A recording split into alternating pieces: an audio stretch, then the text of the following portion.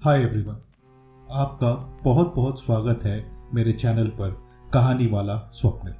आज मैं आपको बिगफुट यानी सैस्क्वॉच की कुछ डरावनी घटनाएं बताऊंगा। ये घटनाएं और ये प्राणी ज़्यादातर अमेरिका और कैनेडियन जगहों पर पाया जाता है और वहाँ के लोग इसे देखे जाने की बातें भी करते हैं। ये दानव दुनिया के और भी कई हिस्सों में पाया जाता है, पर इसे देखे जाने की बातें और घटनाएं ज़्यादातर अमेरिका, कनाडा ऐसी जगहों से आती है। अभी बात करते हैं कॉन्टेस्ट की। हमारे पिछले वीडियो में जो सवाल पूछा था वो था कि हमारी दूसरी कहानी में जो आदमी खो गया था उसका नाम क्या था। इसका सही जवाब है डैनी फिलिपाइडस और सही और सबसे पहले जवाब देने वाले सब्सक्राइबर का नाम है फैजल अहमद शरीफ। तो फैजल जी, बहुत बहुत मुबारक हो। हमारे इस वीडियो के कॉन्टेस्ट का सवाल भी वीडियो के एंड में ही रहेगा, तो वीडियो को पूरा ज़रूर सुनिए। अगर आप चैनल पे नए हैं और अगर आपको मेरी कहानियाँ अच्छी लगे तो ज़रूर मेरे चैनल को सब्सक्राइब भी कर ले। तो वीडियो को पूरा एंड तक सुनिएगा। तो चलिए अपने हेडफोन्स लगा लीजिए ताकि हम शुरू कर सके आज की कहानियाँ।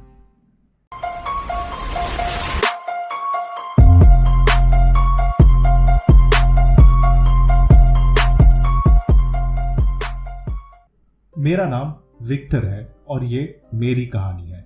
मैं यूएसए के मिसिसिपी के एक नेशनल फॉरेस्ट की कहानी आपको बताना चाहता हूँ और ये कहानी है जब मेरा एक बिगफुट के साथ सामना हुआ था।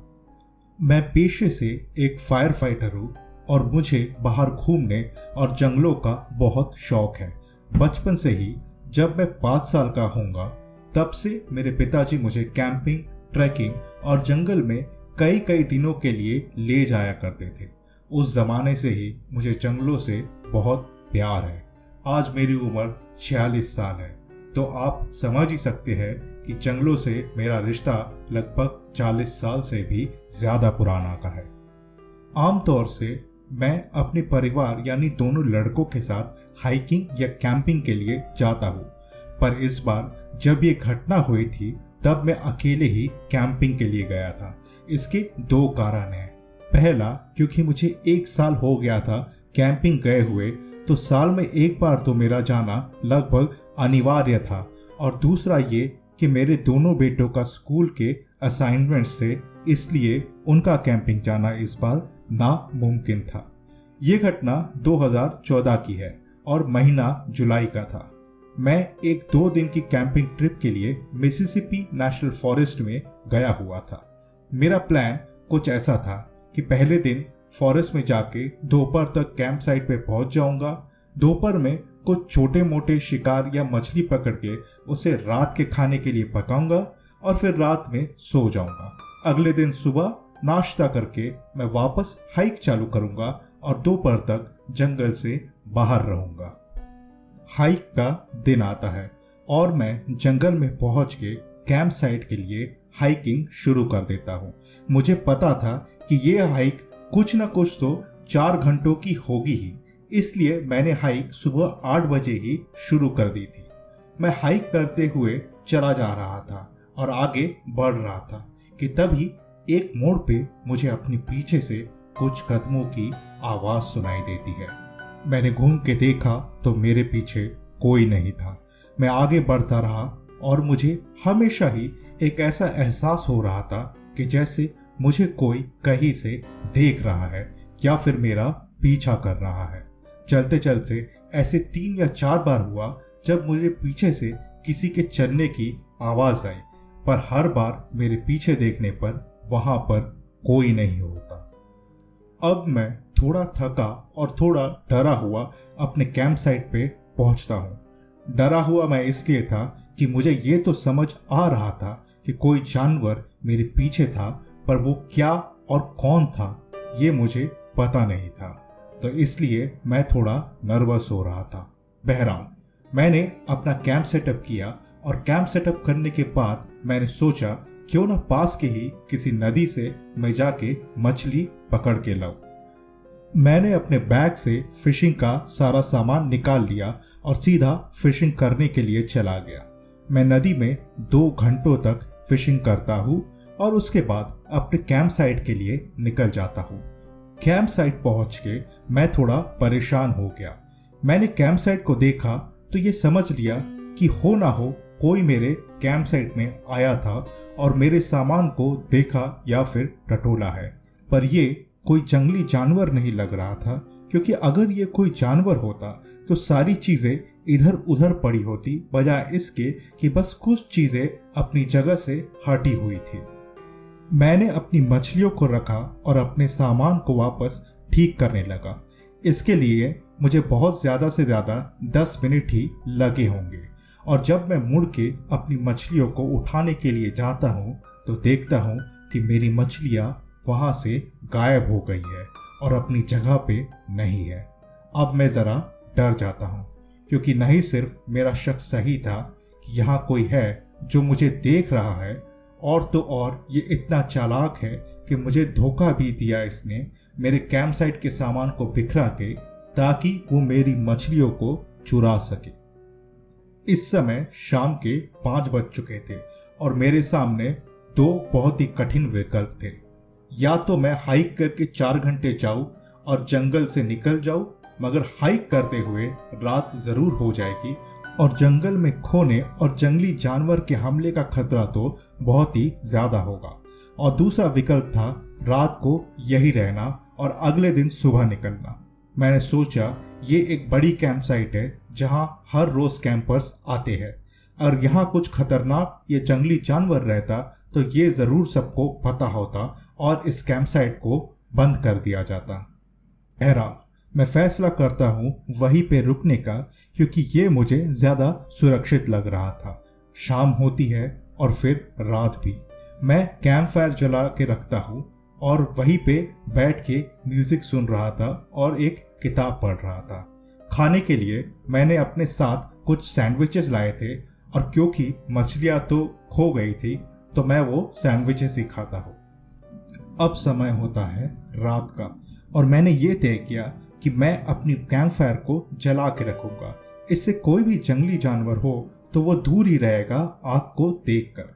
मैंने कुछ देर बाद के अलार्म भी लगा के रखे थे अपने फोन पे, ताकि रात में उठकर मैं फायर को फिर से चालू रख सकूं और बुझने ना दूं। मैं अपने टेंट में जाता हूं और सो जाता हूं। अचानक मेरी नींद खुलती है और मैंने बाहर से किसी तरह की हलचल सुनी।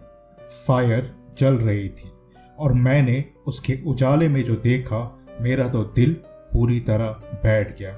मैंने देखा सामने एक जानवर था, किसी भालू या गोरिल्ला जैसा, जो कि अपने 2 पैरों पे था और इंसान जैसा ही खड़ा था।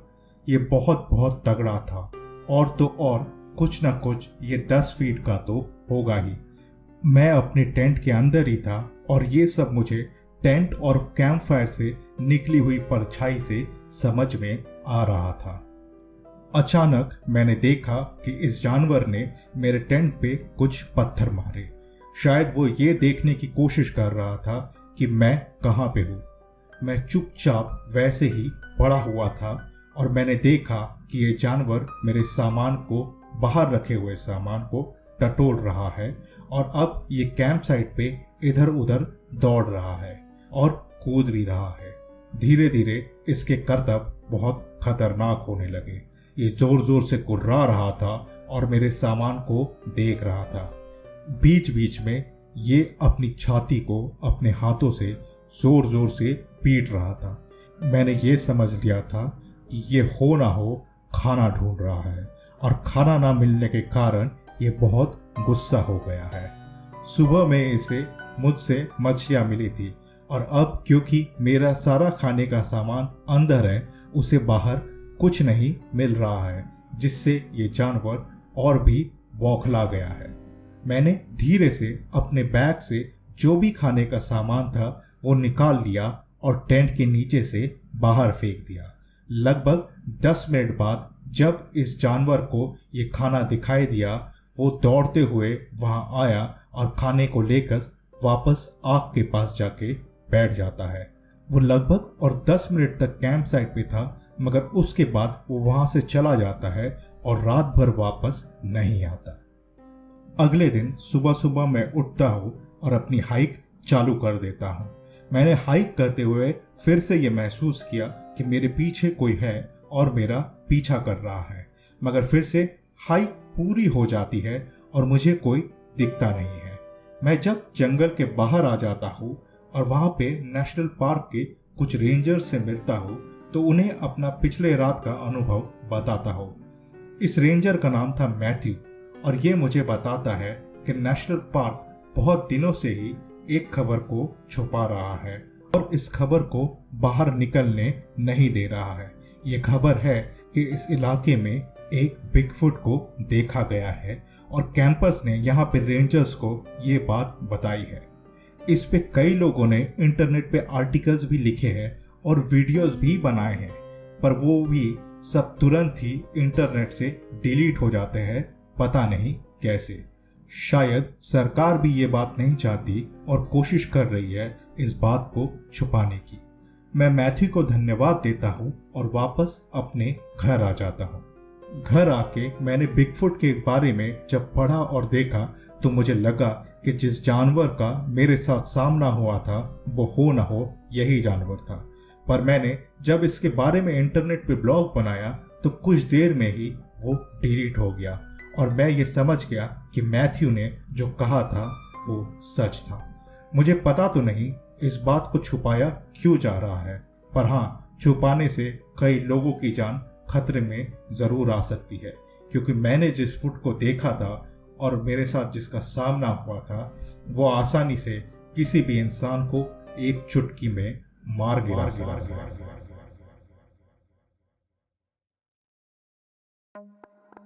आइए सुनते हैं आज की दूसरी कहानी। मेरा नाम नैन्सी है और ये मेरी कहानी है। ये घटना 2017 की है और उस वक्त मैं 19 साल की थी। मेरी जिंदगी एक आम टीनेजर जैसी ही गुजर रही थी। मैं एक छोटे से टाउन में रहती हूँ जो कि पहाड़ी इलाके में है और जंगलों से घिरा हुआ है। एक शाम मैंने ये तय किया कि हम सारे दोस्त टाउन में मूवी देखने जाएंगे और रात को डिनर भी एक साथ करेंगे। हमने एक बहुत ही अच्छी मूवी देखी और डिनर भी किया और फिर लगभग रात को 11 बजे मुझे मेरा बॉयफ्रेंड मेरे घर को ड्रॉप करने आता है। मैं ये बता दूं, मेरे घर के सामने एक रोड आती है लगभग 100 मीटर की और उसके बाद मेरा घर है। तो मेरे बॉयफ्रेंड ने मुझे ड्रॉप कर दिया उस 100 मीटर की रोड के पहले और मैं चलते हुए अपने घर जा रही थी। चलते चलते मेरी नज़र रास्ते के साइड पे जाती है और मुझे दिखता है कि रोड के साइड पे कुछ हलचल हो रही थी। मैंने जब ध्यान से देखा तो मुझे दिखता है वहां पे कोई जानवर घूम रहा था।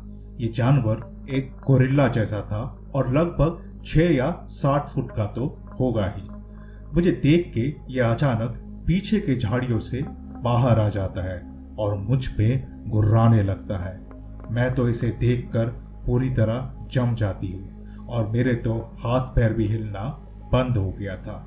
मैं देखती हूँ ये जानवर धीरे धीरे गुर्राते हुए मेरी तरफ ही बढ़ रहा था और तभी मुझ में पता नहीं कैसे एक जोश आ जाता है और मैं भागते हुए अपने घर के दरवाजे तक चली जाती हूँ और अपने घर के दरवाजे को पीटने लगती हूँ। दरवाज़ा मेरा छोटा भाई खोलता है और मैं जल्द से अंदर चली जाती हूँ और दरवाजे को बंद कर देती हूँ। मैं बता दूँ कि घर पे उस दिन सिर्फ मैं और मेरा छोटा भाई ही थे, क्योंकि हमारे माता पिता शहर से बाहर गए हुए थे और अगले दिन ही आने वाले थे। अब मैं अपने छोटे भाई को इस जानवर के बारे में बताती हूँ और वो भी इसके बारे में सुन के घबरा जाता है। हम लोगों ने घर की सारी लाइट्स बंद कर दी और घर के सारे दरवाजों को अच्छे से लॉक कर दिया। हम ऊपर के फ्लोर पे चढ़ के खिड़की से बाहर देख रहे थे उस 100 मीटर की रोड की तरफ। लगभग 1 घंटे तक बाहर देखने के बाद हमें वो जानवर दिखता है और उसे देखते ही मेरा भाई बुरी तरह चौंक जाता है और जाके सीधा अपने फोन से पुलिस को कॉल लगाता है और तुरंत 10 मिनट पे वहां पे पुलिस की गाड़ी आ जाती है।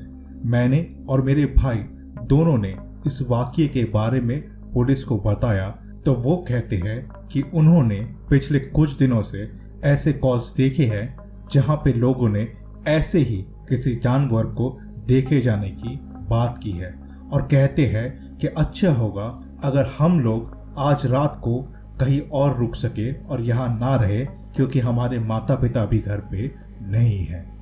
मैं ये तय करती हूँ कि मेरे भाई को लेके रात को अपने बॉयफ्रेंड के घर चली जाऊंगी। मैंने अपने बॉयफ्रेंड को कॉल करके पूरी बात बताई और वो पुलिस ऑफिसर हम दोनों को मेरे बॉयफ्रेंड के घर छोड़ देते हैं। अगले कई दिनों तक हमने अपने दोस्तों से ऐसी और घटनाएं सुनी और पता नहीं ये क्या था, पर बाद में ये घटनाएं न्यूज़ पर भी आई और लोगों ने कहा कि हमारे इस छोटे से टाउन में एक बिगफुट आ गया है जो कि पास के ही जंगलों से आया है। ये घटनाएं और खबरें लगभग 1 महीने तक चली और उसके बाद सब कुछ शांत हो जाता। आइए सुनते हैं आज की तीसरी कहानी। एक बर्फीले पहाड़ पे माउंटेन क्लाइंबर्स की एक टीम बैठी थी और यहाँ पर 5 माउंटेन क्लाइंबर्स थे। बाहर एक बॉनफायर जल रही थी और ठंडी हवाएं चल रही थी। ये 5 माउंटेन क्लाइंबर्स यूएसए की इस पहाड़ी पे इसलिए आए थे क्योंकि ये सारे बिगफुट शोधकर्ता थे और पिछले कई महीनों से इस इलाके से लोगों ने कई बार बिगफुट या यति ऐसे जानवर को देखे जाने की बात की थी। इनका मिशन था कि ये यहाँ पे आएंगे और बिगफुट की तस्वीर खींचेंगे और भी दूसरे सबूत इकट्ठा करेंगे ताकि ये दुनिया को यकीन दिला सके कि बिगफुट न ही सिर्फ एक काल्पनिक जानवर है बल्कि एक सच्चाई है। ये सभी बैठ के बातें कर रहे थे और तभी इनमें से एक जो उठकर बाहर जाता है क्योंकि उसे टॉयलेट आई थी। जो को बाहर जाके कुछ 10 मिनट हो चुके थे और तभी एंडी और माइक बात करते करते ये कहते हैं, जो को गए हुए जरा ज्यादा समय नहीं हो गया है। पीटर और सैम, तुम लोग जरा बाहर जाके देखो तो जो कहां पर है। पीटर और सैम टेंट से बाहर निकलते हैं और देखने लगते हैं कि जो कहां पे होगा और तभी उन्हें एक आवाज सुनाई देती है कहीं दूर से। ये जैसे जो की ही आवाज थी और वो बहुत धीरे धीरे मदद की गुहार लगा रहा था। उन्हें आवाज आ रही थी, हेल्प गाइस, मुझे हेल्प करो, मैं यहाँ पे हूँ। हेल्प गाइस, मुझे हेल्प करो, मैं यहाँ पे हूँ। तभी दूर की झाड़ियों में उन्हें बहुत हलचल दिखी और वो लोग दौड़ के वहां पे जाने लगे जो का नाम चिल्लाते हुए। जब वो वहां पे पहुंचे तो उन्हें कुछ दिखाई नहीं दिया, मगर फिर उन्हें एक रास्ता दिखाई देता है जो कि पहाड़ पे ऊपर की तरफ जा रहा था। ये रास्ता भी बर्फ से पूरी तरह ढका हुआ था।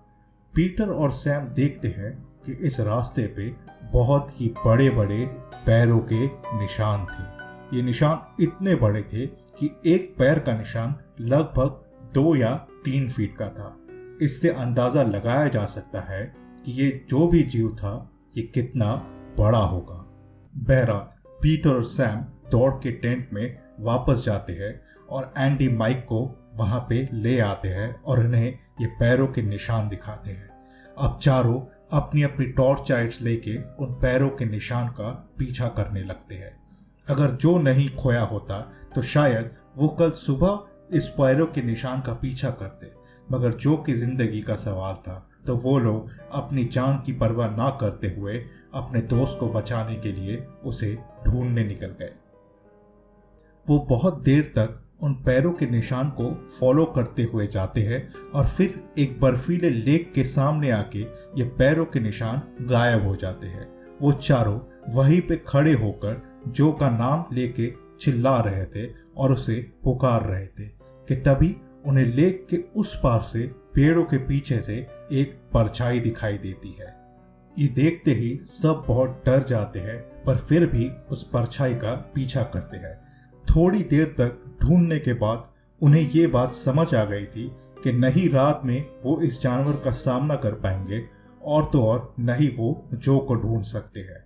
तो तय ये किया जाता है कि वो सब अभी के लिए जाके अपने टेंट में ही रहेंगे और सुबह की रोशनी का इंतजार करेंगे। जैसे ही सुबह की पहली किरण आती है वो लोग जो को ढूंढने के लिए निकल जाएंगे। तो वो सब भगवान से उनके दोस्त को सुरक्षित रखने के लिए प्रार्थना करते हैं और वापस अपने टेंट में चले जाते हैं। टेंट में बैठकर किसी को भी नींद नहीं आ रही थी। थोड़ी देर बाद उन्हें फिर से बाहर से किसी जानवर की आवाज आती है और जब वो टेंट से बाहर झांक के देखते हैं तो उन्हें दिखता है कि पास की झाड़ियों से हलचल की आवाज आ रही है, बिल्कुल वैसे ही जैसे पीटर और सैम को जो के खोते वक्त आ रही थी। वो सब ये तय करते हैं कि किसी का भी अकेले बाहर जाना ठीक नहीं है और अगर किसी को भी वॉशरूम भी जाना हो तो उसके साथ कोई न कोई जरूर जाएगा। वो लोग निकल के बॉनफायर में भी कुछ लकड़ियां और डाल देते हैं और आग को और बड़ी कर देते हैं ताकि वो जानवर उनके टेंट के पास आने की हिम्मत ना करे। सुबह होती है और फिर वो चारों जो को ढूंढने के लिए निकल जाते हैं। वो लोग बहुत देर तक उसे ढूंढते हैं मगर जो कहीं नहीं मिलता है और ना ही मिलता है कोई सुराग जो बता सके कि वो जानवर जो को कहाँ लेके गया। तभी उन्हें वहां पे एक बुजुर्ग इंसान मिलते हैं जो कि उसी पहाड़ी इलाके में रहने वाले थे। वो चारों जब उसे पूछते हैं तो वो बुजुर्ग बताते हैं कि उन्होंने कभी किसी बिगफुट को नहीं देखा है, पर हाँ वो ये तो जानते हैं कि इन पहाड़ों में बिगफुट जरूर है। इनका काम और दिनचर्या ऐसे है कि वो और उनके गांव वाले हमेशा बिगफुट के रास्ते से बाहर रहे। उनके गांव में कुछ ऐसे नियम हैं जो कि सभी को मानने पड़ते हैं ताकि वो कभी भी बिगफुट के आमने सामने न आए। और ये बातें सभी लोग मानते हैं क्योंकि लोग कहते हैं अगर कोई भी बिगफुट को देख लेता है तो फिर वो जानवरों से जिंदा नहीं छोड़ता है। जो को ढूंढने के लिए कई दिनों तक कोशिश की जाती है मगर वो कभी नहीं मिलता। उसके चारों दोस्त थक हार के बिगफुट का वो मिशन खत्म तो कर देते हैं मगर उनके दिल में हमेशा वो चोट रहेगी कि इस मिशन के लिए उन्होंने अपने प्यारे दोस्त की जान गवा।